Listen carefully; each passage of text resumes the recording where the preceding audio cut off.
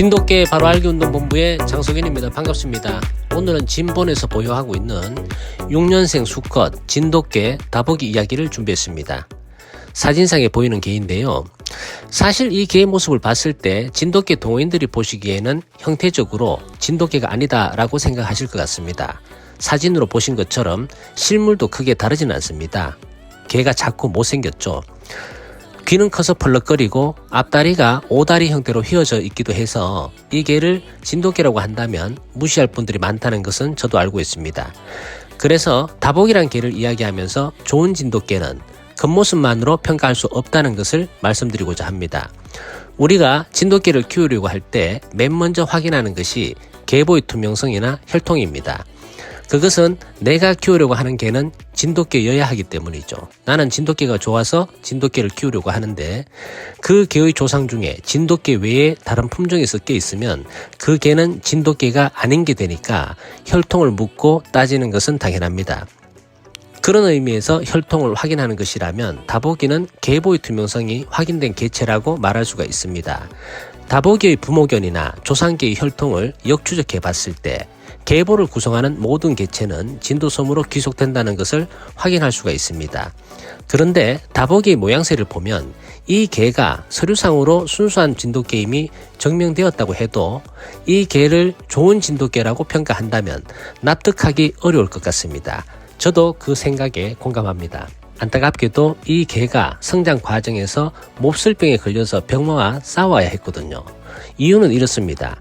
경기도 팔당에서 여러 마리 진돗개를 관리할 때 개들에게 이상한 증상이 나타나는 겁니다. 강아지가 태어나면 2개월이 지난 시점부터 개들이 아프기 시작했고 집단으로 폐사하는 경우가 발생했습니다. 우선은 환경 관련 문제, 식수, 사료 등을 의심했는데 환경적인 부분은 갑자기 바꿀 수 없으니까 일단은 사료나 식수를 바꿔보기도 했고 영양제를 투여해보기도 했으나 그런 쪽인 문제를 해결할 수 없었습니다. 다보기 형제가 태어났을 때도 똑같은 증상이 나타나기 시작했습니다. 형제들이 6마리였는데 형제 중에서 맨 처음 분양했던 한 마리와 경북 영천으로 간 2마리를 제외하고는 그런 증상이 나타나기 시작했던 겁니다. 2달 동안 토실토실 건강하게 성장하다가 한 마리, 2마리씩 아프기 시작하면서 뼈가 틀어지기 시작하고 머리는 커지는데 몸은 그대로인 이상한 형태로 성장하는 겁니다. 아픈 강아지를 데리고 병원에 가서 진찰을 해보니까 홍역이나 파보바이러스는 아니었지만 수의사는 칼슘이나 철분이 부족하다고 하면서 정확한 병명은 수의사도 모르겠다는 거였습니다. 병원도 2군데를 다녔는데 소용이 없었고 입원 치료를 하던 2마리는 병원에서 죽었고 한 마리 살아남은 게 다보기였지만 그때 이미 다보기도 다리가 휘어지는 증세가 보였습니다. 그래서 다보기만큼은 살려보자 라고 해서 내린 결론은 다보기를 다른 장소로 옮기자는 것이었습니다. 강아지를 키울 사람을 찾다가 팔당 인근에 우리가 자주 갔던 막국수집이 있었는데 막국수집 사장님이 진돗개를 좋아하시는 분이었습니다. 그래서 그분께 강아지를 드릴 테니 키울 수 있겠느냐고 했더니 좋아하시길래 다보기를 막국수집으로 분양했습니다. 다보기라는 이름도 다보기 주인이 지으신 거고 다보기는 그분 덕택에 생존할 수가 있었습니다. 다보기가 태어났을 때의 특징은 형제들보다 몸집이 작아서 장난치면 힘이 부족해서 맨날 밑에 깔려있기만 했는데 형제들은 장난으로 장난을 치는 거였지만 다보기는 체구가 작고 힘이 없다 보니까 언제나 진심으로 그 차이를 극복하려고 노력했습니다.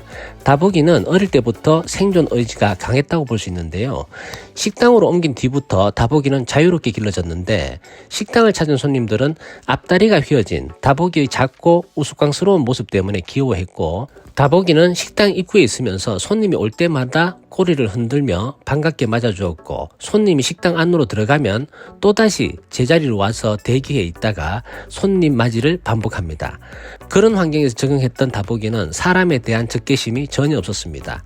다보기는 성장하면서 행동 반경이 넓어졌고 동네 이곳저곳을 탐색하면서 점점 더 멀리 다니기 시작했습니다. 다보기가 멀리 다니니까 주인이 걱정스러워서 목줄을 길게 해서 묶어두었는데 다보기는 묶여 지내면서도 자기 나름의 의무에 충실했습니다. 그 업무라는 것이 쥐잡기, 구렁이 잡기 그런 거였는데요.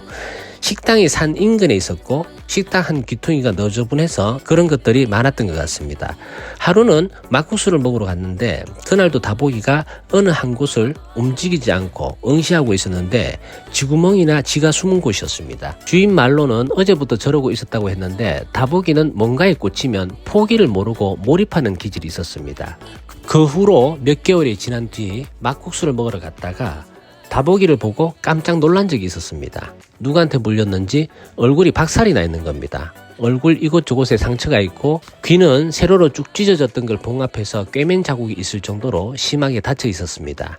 그때가 태어난 지 7, 8개월 된 시점이었는데 왜 저렇게 됐냐고 물어봤더니 주인이 하는 말이 어디 가서 돼지게 처맞고 피를 떡칠해서 왔는데 곧 죽을 개처럼 보여서 내버려 뒀는데 다보기를 좋아했던 가족들이 안타까워서 병원에 데려가 치료를 해왔다고 했습니다. 지금은 부기가 가라앉아 저 정도지 처음에는 살아 돌아온 게 신기할 정도라고 했습니다. 그분 이야기를 들어보니까 얼마 전부터 발정난 암컷을 따라다니다가 다른 수컷에게 죽도록 맞은 것 같다고 했습니다. 다보기를 보면 앞다리는 휘어져 있고 몸통은 길고 키가 작은데 직접 보면 하얀색 닥스훈트 같이 생겼고 체격이 왜소해서 언뜻 봐도 싸움 같은 것은 못하게 생겼습니다. 다보기는 그런 와중에도 저를 알아보고 꼬리를 흔들면서 맞아줬는데요. 저의 눈에는 딱하고 불쌍하게 보였지만 다보기는 긍정적인 성품을 타고난 것 같았습니다.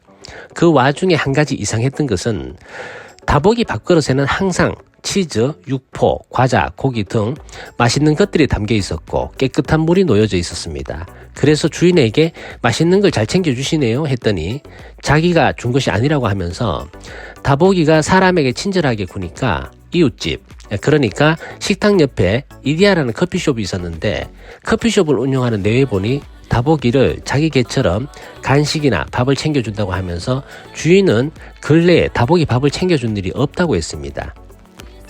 그 이후로 다보기는 성장했고 1년이 넘었을 때였습니다. 다보기는 여전히 앞다리가 휘어져 신체 조건은 그대로였지만 머리도 좀 커졌고 근육이부터 성장한 티가 좀 났습니다.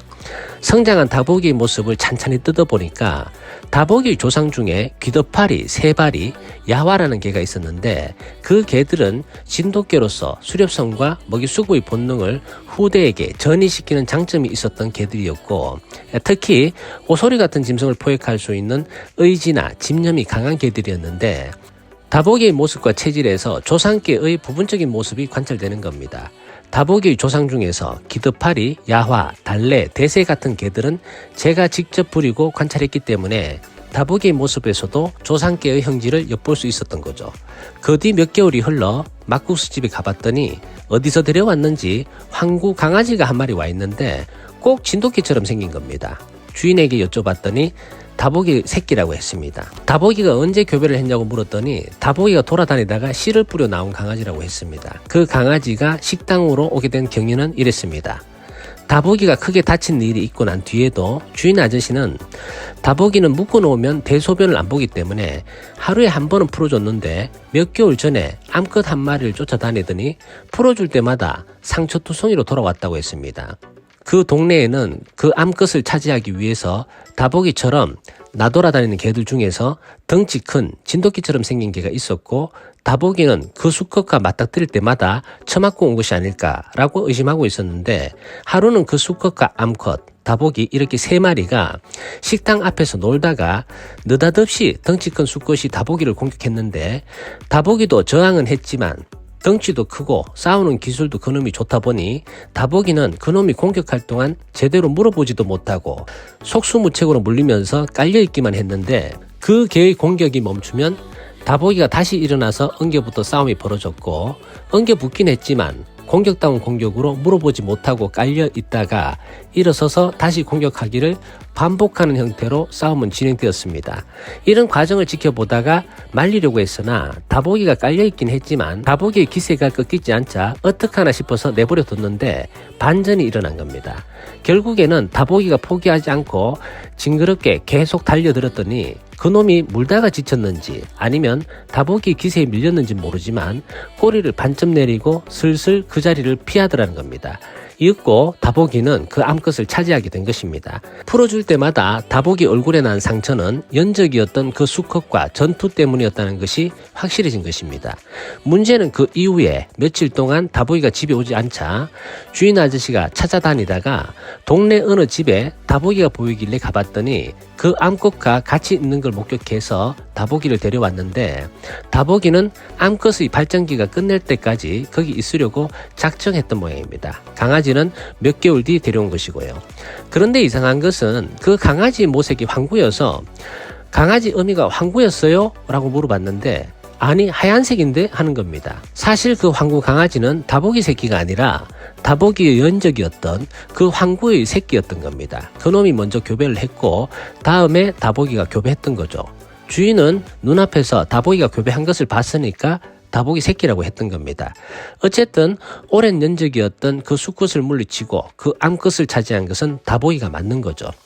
실은 우리 일행은 식당에 갈 때마다 다보기 욕심을 냈었는데 다보기가 진돗개라고 하기엔 진돗개답지 않게 생겼지만 우리는 다보기의 혈통 내력을 잘 알고 다보기가 초상 중 누군가의 성질과 행동을 많이 닮아 있어서 다보기 씨를 받기 위해서 양해를 구하고 다보기를 다시 데려오고 싶어서 주인 아저씨에게 대가를 드릴 테니 다보기를 다시 분양해 주시면 안 되겠습니까? 라고 했더니 그분이 하는 말이 가족을 돈 받고 파는 사람이 어디 있느냐, 나는 다보기를 좋아해서 같이 사는 것이지 돈이 좋아서 다보기를 키운 것이 아니다 라고 하면서 만약에 내가 다보기를 팔면 내가 돈을 좋아하는 사람이지 다보기를 좋아하는 사람이냐, 그렇게 정색하며 말씀하시는데 감동이었습니다.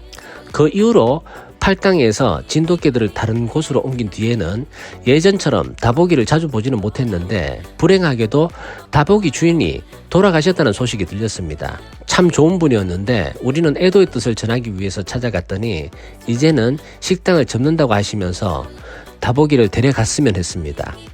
그리고 시간이 흐른 뒤에 다보기를 데려오기 위해서 전화를 해보니까 다보기를 식당 옆 커피숍을 운영하던 내외분께 드린 겁니다. 커피숍을 하던 내외분은 진돗개이든 진돗개가 아니든 관계없이 다보기를 무척 좋아했거든요.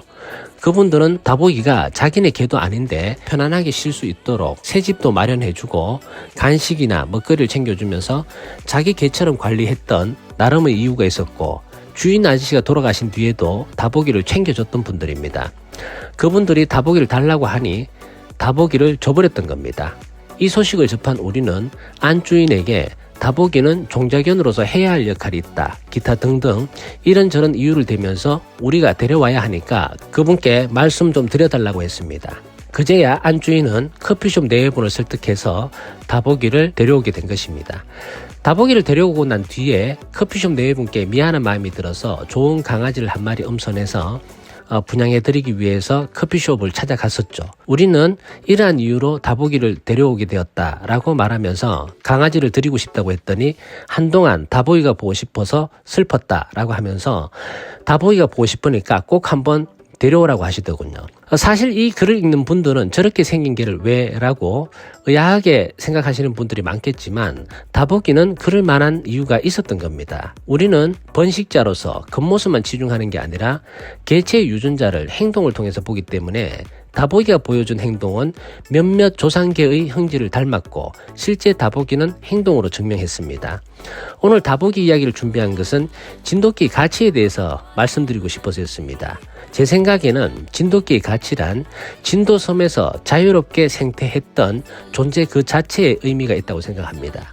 그러나 수십 년간 동호인들이 진돗개를 선택해 온 것을 보면 존재 가치를 중요하게 생각하기보다 뽐낼 수 있는 것, 남들에겐 없는 것, 남들이 부러워하는 것 등 나 외에 타자의 눈을 의식해서 진돗개를 키웠고 그것은 마치 액세서리나 왕구, 도구를 찾기 위해 진돗개를 선택하는 경향이 수십 년간 이어지다 보니까 꽃을 피우기도 전에 지고 마는 진돗개들이 많았고 그 중에서는 존재 가치를 스스로 증명할 수 있었던 개도 포함되어 있었겠죠. 오늘 다보기 이야기를 한 것도 그 때문입니다. 다보기는 겉모습은 경계의 통념상 진작에 외면당해야 했겠지만 다행스럽게도 개의 외모는 묻지도 따지지도 않는 좋은 주인을 만난 덕분에 다보기가 살아가는 동안 스스로의 존재 가치를 증명할 수 있었다고 생각합니다. 진돗개의 존재 가치를 증명하는 것은 겉포장지가 아니라 포장지 안에 든 내용물이 중요하고 그 내용은 한 개체의 성장과 생애에 관한 서사로 확인할 수 있음을 말씀드리고 싶어서였습니다. 다보기 이야기는 이것으로 마칩니다. 동호인 여러분, 즐거운 애견생활 되십시오. 감사합니다.